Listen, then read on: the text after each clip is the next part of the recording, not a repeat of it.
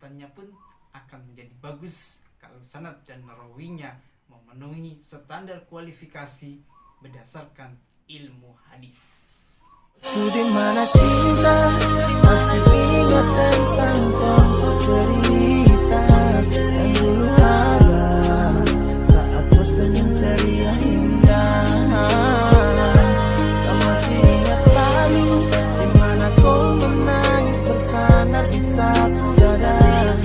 Ada rindu untuk kau yang dulu saya sayang.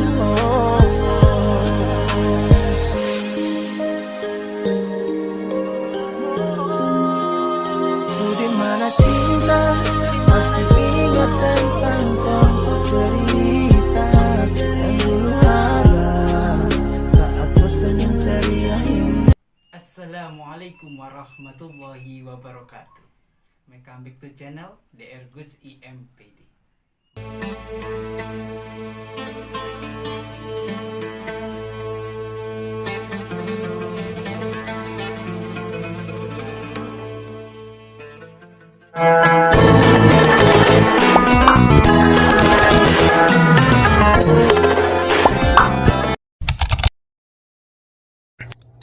Dukungannya jangan lupa subscribe, Like, share.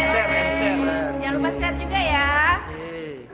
pesan tombol loncengnya. A few moments later. Mahasiswa-mahasiswi yang dirahmati oleh Allah Subhanahu wa Ta'ala, di perkuliahan hari ini kita akan bahas tentang klasifikasi kualitas hadis berdasarkan sanad, matan, dan rawinya. Itu saya akan join dengan mahasiswa kami, akan kolaborasi dengan mahasiswi kami untuk menyampaikan materi perkuliahan hari ini. Itu tonton video ini sampai habis, jangan di skip-skip, supaya memperoleh informasi yang sempurna dan akurat guna memahami tentang mata kuliah studi hadis. Itu kita langsung ke materi, cek cus. وإظهار شعائر على طريقة جمعية نهضة العلماء وإظهار شعائر على طريقة جمعية نهضة العلماء وعلى آله وصحبه وسلم. Mahasiswa-mahasiswi yang dirahmati oleh Allah Subhanahu wa Ta'ala, ketika kita bicara sebuah kualitas, sebuah hadis yang banyak diributkan oleh berbagai macam kalangan tentang hadis, akan membahas mana hadis yang sahih, mana hadis yang dhaif, mana hadis yang dapat digunakan sebagai rujukan kita, dan mana hadis yang tidak bisa kita gunakan sebagai rujukan kita di dalam beribadah kepada Allah Subhanahu wa Ta'ala. Itu kita langsung ke materi yang akan disampaikan oleh mahasiswi kami. Assalamualaikum warahmatullahi wabarakatuh. Perkenalkan, nama saya Dewi Setiani dengan NIM 201110034. Di sini saya akan mempresentasikan hasil kerja makalah saya yang berjudul Pembagian Hadis berdasarkan kualitas sanad dan matanya, yaitu sahih, hasan, dan dhaif. Sesuai dengan judul makalah, yakni pembagian hadis berdasarkan kualitas sanad dan matanya, sahih, hasan, dan dhaif, maka dapat dipetik 4 pokok bahasan. Yang pertama, pengertian hadis. Kemudian yang kedua, pengertian, syarat-syarat dan klasifikasi hadis sahih. Yang ketiga, pengertian, klasifikasi, dan kehujjahan hadis hasan. Serta yang keempat, yaitu pengertian dan klasifikasi hadis dhaif. Baik, langsung saja ke pembahasan yang pertama, yaitu pengertian hadis. Hadis merupakan isim dari tahdits, yang berarti pembicaraan. Menurut istilah, hadis yaitu segala ucapan Nabi Shallallahu Alaihi Wasallam, segala perbuatan beliau, dan segala keadaan beliau. Para muhaddisin berbeda-beda pendapatnya dalam menafsirkan al-hadis. Hal ini dikarenakan karena pengaruh batasan objek peninjauan mereka masing-masing. Selanjutnya yaitu pembahasan yang kedua, hadis sahih. Sahih merupakan kalimat mustaq dari kalimat saha, yasihu, suhan wasihatan, yang artinya sembuh, sehat, selamat dari cacat dan benar. Secara istilah, yaitu apa yang sanadnya bersambung dengan periwayatan yang adil, dzabit, atau memiliki hafalannya kuat dari awal sampai akhir sanad dengan tanpa syadz dan tidak pula cacat. Imam Syafi'i memberikan penjelasan tentang riwayat yang dapat dijadikan hujjah, yaitu yang pertama, apabila diriwayatkan oleh para perawi yang dapat dipercaya pengamalan agamanya. Dikenal sebagai orang yang jujur, memahami hadis yang diriwayatkan dengan baik, mengetahui perbuatan arti hadis bila terjadi perubahan lafadznya, mampu meriwayatkan hadis secara lafadz, terpelihara hafalannya bila meriwayatkan hadis secara lafadz. Bunyi hadis yang dia riwayatkan sama dengan hadis yang diriwayatkan orang lain, dan terlepas dari tadlis atau penyembunyian cacat. Kemudian yang kedua, yaitu rangkaian meriwayatnya bersambung sampai kepada Nabi SAW, atau dapat juga tidak sampai kepada Nabi. Selanjutnya, syarat-syarat hadis sahih. Syarat yang pertama, sanadnya bersambung. Setiap perawi menerima riwayat hadis dari perawi terdekat sebelumnya sampai akhir sanad kepada perawi pertama, yaitu para sahabat yang menerima hadis langsung dari Nabi. Yang kedua, perawinya adil, terpelihara ketakwaannya, senantiasa melaksanakan perintah dan meninggalkan larangan, dan terjaga sifat muru'ah, yaitu senantiasa berakhlak baik dalam segala tingkah laku dan hal-hal yang lain yang dapat merusak harga dirinya. Yang ketiga, perawinya dzabit. Menurut Ibnu Hajar al-Asqalani, yaitu mereka yang kuat hafalannya terhadap yang didengarnya dan mampu menyampaikan hafalan kapan saja. Yang keempat, tidak syadz. Syadz, janggal atau rancu adalah hadis yang bertentangan dengan hadis lain yang lebih kuat atau lebih thiqah perawinya, baik dari segi kekuatan hafalannya atau jumlah yang lebih banyak. Yang kelima, tidak berilats. Hadis yang di dalamnya tidak terdapat kesamaran atau keraguan-raguan. Ilats hadis dapat terjadi baik pada sanad maupun pada matan atau pada keduanya secara bersama-sama. Namun demikian, ilats yang paling banyak terjadi pada sanad. Klasifikasi hadis sahih. Hadis sahih dibedakan menjadi dua, yaitu hadis sahih li dzatihi dan hadis sahih li ghairihi. Hadis sahih li dzatihi yaitu hadis yang sanadnya bersambung dari permulaan sampai akhir, diceritakan oleh orang-orang yang adil, dzabit yang sempurna, serta tidak syadz dan ilat yang tercela. Selanjutnya hadis sahih li ghairihi, yaitu hadis yang belum mencapai kualitas sahih. Misalnya, hanya berkualitas hasan li dzatihi, lalu ada petunjuk atau dalil lain yang menguatkannya, maka hadis tersebut meningkat menjadi hadis sahih li ghairihi. Selanjutnya, yaitu pembahasan yang ketiga, hadis hasan. Hasan secara bahasa adalah sifat yang menyerupai dari kalimat al-husna, yang artinya indah dan cantik. Menurut Ibnu Hajar al-Asqalani, hadis hasan secara istilah yaitu apa yang sanadnya bersambung dengan periwayatan yang adil, hafalannya yang kurang dari awal sampai akhir sanad, dengan tidak syadz dan tidak pula cacat. Pada dasarnya, hadis hasan ini dengan hadis sahih tidak ada perbedaan, kecuali hanya di bidang hafalannya. Pada hadis hasan, hafalan perawinya ada yang kurang, meskipun sedikit. Adapun untuk syarat-syarat lainnya, antara hadis hasan dengan hadis sahih adalah sama. Klasifikasi hadis hasan. Hadis hasan juga dibedakan menjadi dua, yaitu hadis hasan li dzatih dan hadis hasan li ghairih. Hadis hasan li dzatih yaitu hadis yang sanadnya bersambung dengan periwayatan yang adil, dzabit meskipun tidak sempurna dari awal sanad hingga akhir sanad, tanpa ada kejanggalan atau syadz dan cacat atau ilats yang merusak hadis. Kemudian hadis hasan li ghairih yaitu hadis yang pada sanadnya ada perawi yang tidak diketahui keahliannya, tetapi bukanlah orang yang terlalu banyak kesalahan meriwayatkan hadis. Kemudian ada riwayat dengan sanad lain yang bersesuaian dengan maknanya. Hadis ini pada dasarnya adalah hadis dhaif, kemudian ada petunjuk lain, sehingga ia meningkat menjadi hadis hasan. Kemudian kehujjahan hadis hasan. Hadis hasan sebagaimana halnya hadis sahih, meskipun derajatnya di bawah hadis sahih, adalah hadis yang dapat diterima dan dipergunakan sebagai dalil atau hujjah dalam menetapkan suatu hukum atau dalam beramal. Para ulama hadis, ulama usul fikih, dan fuqaha sepakat tentang kehujjahan hadis hasan. Selanjutnya pembahasan yang terakhir yaitu hadis dhaif. Dhaif secara bahasa adalah kebalikan dari kuat, yaitu lemah. Secara istilah yaitu apa yang sifat dari hadis hasan tidak tercakup atau terpenuhi dengan cara hilangnya satu syarat dari syarat-syarat hadis hasan. Dengan demikian, jika hilang salah satu kriteria, maka hadis itu menjadi tidak sahih atau tidak hasan. Lebih-lebih jika ada yang hilang sampai 2 atau 3 syarat, maka dapat dikatakan sebagai hadis dhaif yang sangat lemah, sehingga sebagian ulama tidak menjadikannya sebagai dasar hukum.